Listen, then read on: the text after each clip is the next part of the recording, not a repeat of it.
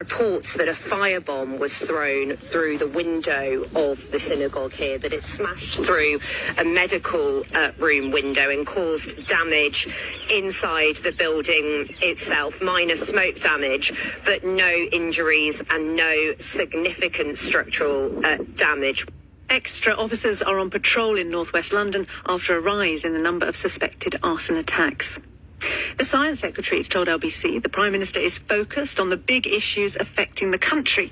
Pressure on him is mounting after he admitted he didn't know Peter Mandelson had failed vetting before he was given the role of US Ambassador. Sir Keir Starmer will correct the record in the House of Commons tomorrow. Liz Kendall's told LBC he's tried to make the right call every time. The Prime Minister was not told that UK security vetting hadn't cleared him. I think that was wrong. It was a failure. And, you know, the Prime Minister, I believe, is a man of honesty and integrity. He has been as honest with MPs and the public based on all the facts that he was given. And he'll come before Parliament to set all of that out tomorrow. Iran has again closed the Straits of Hormuz just a day after President Trump said the vital waterway had reopened. He's accusing Tehran of blackmail. Iran's military says it's in response to the continuing American blockade of Iranian ports. Tottenham Hotspur have reported racist abuse targeted at defender Kevin Danso to police. Spurs say the Austrian has been subjected to vile and dehumanising comments on social media after last night's 2-2 draw with Brighton. And a humanoid robot smashed the actual world record set by a real person during a half marathon in Beijing. It finished the 13-mile course in just over 50 minutes, beating the best human by 7 minutes. LBC weather, a sunny and pleasant day for most of us. Some isolated showers in the north and in Scotland, highs of 16 degrees. From Global's newsroom, for LBC, I'm Emily Lang. This is LBC from Global, leading Britain's conversation with Ali Mirage.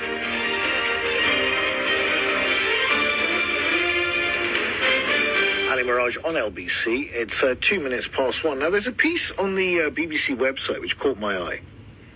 And it's very interesting. It says, V&A East Museum marks Stratford regeneration milestone. Once dubbed London's scrapyard, the opening of the V&A East Museum on Saturday, that was yesterday, marks another milestone moment in East London's regeneration.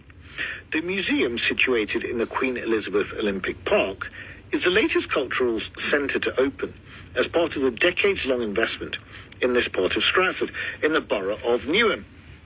The once neglected area, scarred by deprivation, industrial pollution and lack of infrastructure, has seen billions of pounds of investment in housing, leisure and cultural facilities, much of it prompted by the work needed to host the 2012 London Olympics. Remember those so fondly. It was amazing.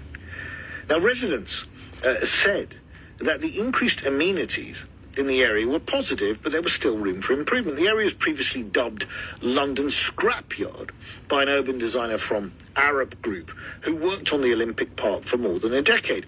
The site used to be home to light industry dominated by overhead power lines and broken up by rivers, roads and railways. Some areas had been used as a dumping ground for industrial and domestic waste, and it was polluted with contaminants including oil, tar and lead. Now, work to transform the park began in 2007. Disused buildings were demolished, 2 million tonnes of soil were cleaned, with 80% used to form a new landscape. The main venues and infrastructure were built in less than 3 years at a cost estimated to have been about £9 billion. Now, following the 2012 Olympics, the University of Arts of London opened a new campus in the area. Sadler's Wells opened a theatre. And also along the new residential district along the Hackney Canal, a number of new houses and other things have been opened up there. The park has also gone on to host live music events, including Sam Fender, the Red Hot Chili Peppers and the Rolling Stones. And the Olympic Stadium itself, renamed the London Stadium, is now the home of West Ham. There's also the Copper Box Arena, host to a variety of gigs, sporting events and conferences. And the V&A East Museum is one of the final cultural sites to open as part of the regeneration. Now, I've got a personal interest in all of this because I live down the road.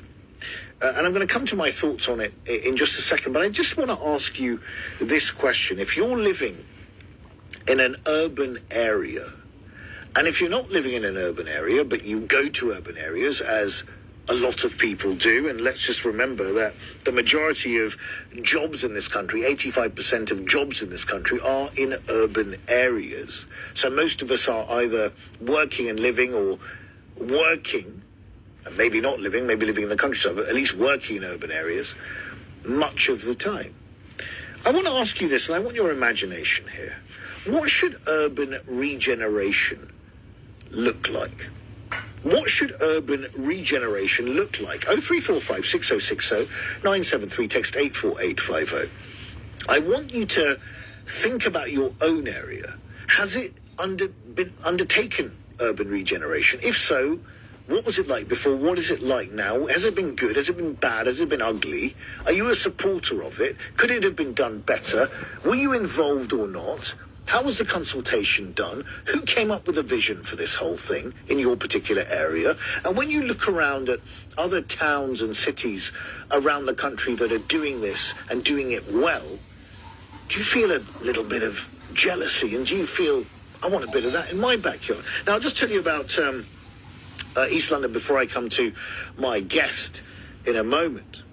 Look, I know Stratford very well because I've been living in East London in Tower Hamlets since 1999. I was brought up in Ruislip, as many of my regular listeners know, in a very idyllic setting with a donkey down the road, a horse in the stables down the road, and woods behind my house. I then defected to East London in 1999 when Stratford was a complete dump. And I live down the road. Now, I am seen sometimes cycling around the Olympic Park. It's an absolutely beautiful place. I've been to V&A Storehouse a number of times. A wonderful, wonderful place. I mean, V&A Storehouse is just superb, right? They've got all these things on these plinths that you can see on basically crates to carry these things around. All their things that they put in the museum that can't fit in the museum are stored in the storehouse. It's a wonderful place, great cafe. And I also, at Christmas time, went to see Ebony Scrooge at Sadler's Wells East. A fantastic performance. I love the fact that whole East Bank area of the Olympic Park has been developed and feels rather salubrious. It feels like a cultural quarter, right? You've got the sporting venues, you've got the cultural elements, you've got the Olympic swimming pool, you've got the Olympic velodrome. I mean, it's an amazing place.